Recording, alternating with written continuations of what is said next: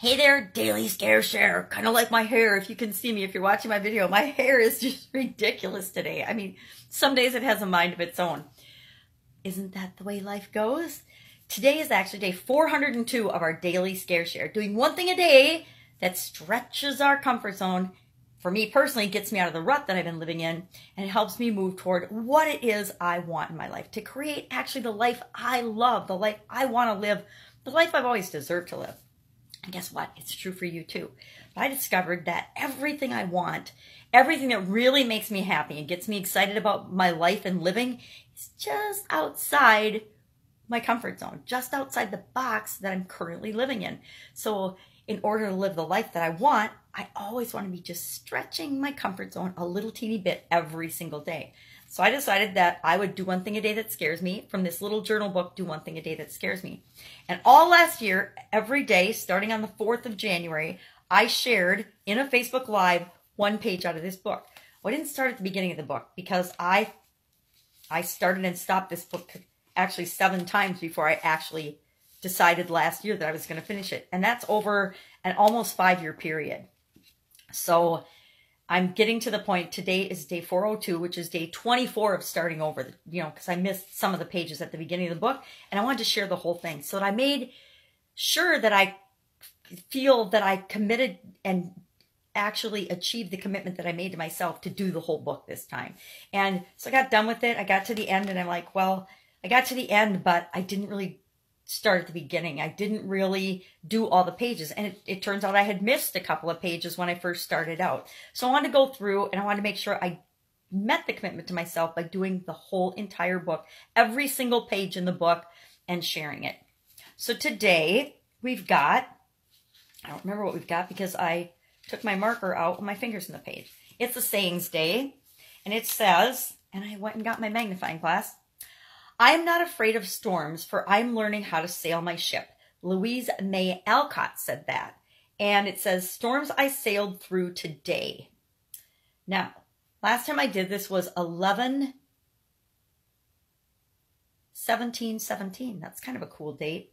And I actually did a workshop and recorded it over at St. Thomas, which is a university over by where I happen to live. Now, that was a year and a half ago, almost 2 years ago. And was I scared to do that? A little bit, yeah. Not super scared because I know the material, but a little scared because new people, and I always want to make sure I'm serving them really well. Now, today, what does this mean to me? I am not afraid of storms, for I am learning how to sail my ship. It can mean a lot of things to me. I'm doing a women's summit right now, so I'm learning how to put all the pieces together for that and do an incredible deliverable for the women that listen to it. I'm learning how to get a 3-year-old to take naps every day because it's hard to get a 3-year-old to take naps every day, especially when this 3-year-old is just like my son was, and she wants to go, go, go, go, go, go, go, go, go all the time until she just, boom, plops over and is exhausted.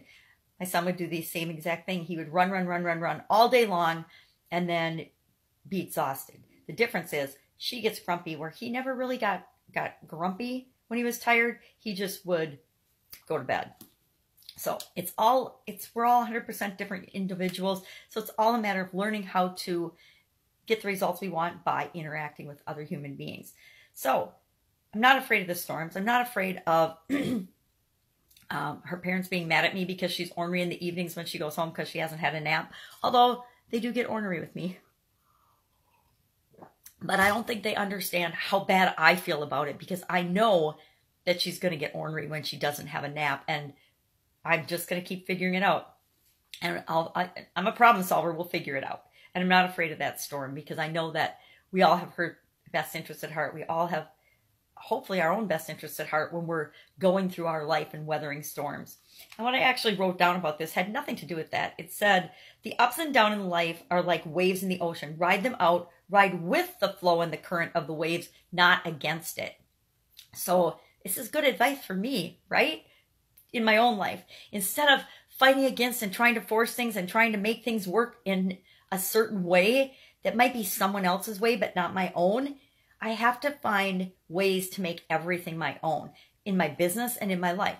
I have to find ways to get the results I want. The little 3-year-old taking a nap. I have to find ways to serve and deliver my women's summit the way that I would, not like anyone else would. Doesn't mean I don't learn from other people and get advice from other people and shortcut the processes of trial and error, but it does mean that I'm the one that has to apply what I learn and make it work for me, make it work for my life. It's the same for you.